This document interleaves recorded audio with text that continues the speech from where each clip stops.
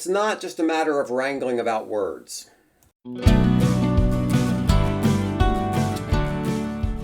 Hi everybody, my name is Greg Crable and this is my podcast, Something I Learned Yesterday, in which I take one issue from the world of publishing and try to explain it in about 3 or 4 minutes. Today's isn't really about publishing, it's about strategy and planning.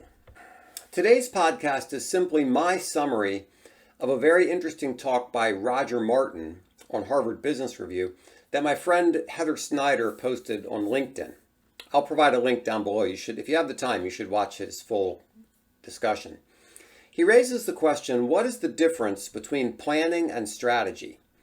Strategy, he says, is 1, an integrated set of choices, 2, that position you on a playing field of your choice, 3, in a way that you win. Now, I broke it up into those 3 components because if you just try to go straight through that sentence, it's a little difficult. For example, to form a strategy, we might ask these questions. Why should we be on this particular playing field? Or how are we going to be better than anybody else? A strategic theory must be coherent and doable. Planning, on the other hand, doesn't have to have internal coherence. You could have things on the planning list that don't necessarily tie together. It's a list of things that get their coherence from the strategy.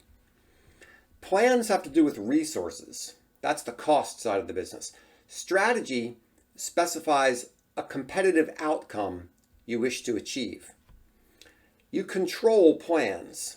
And while you control a strategy, you don't control the outcome of a strategy because it depends on your customers and your competitors and what's happening in the world. I will build a factory as a plan under your control.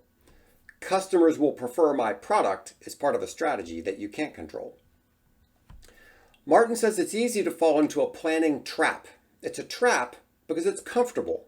It's within your control, and we want to do things that are within our control. Strategy will make you feel nervous because you can't prove that it will succeed. But a good strategy will give your organization a chance to do something great.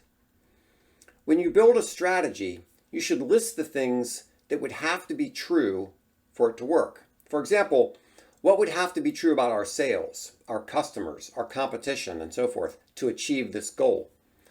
Then you watch to see if things turn out that way in the real world. And since they might not, you need a mechanism to tweak and adjust in response to changes. Finally, he says, don't let a strategy get overcomplicated. Try to keep it to 1 page. It should include 1, here's where we're choosing to play. 2, here's how we're choosing to win. 3, these are the capabilities we need in place. 4, these are the management systems we need. And that's how we'll achieve our goal. So that's not so much my thought for the day. That's my summary of this very excellent conversation. And I'll provide a link below. If you get the chance, you should listen to it. Thanks so much.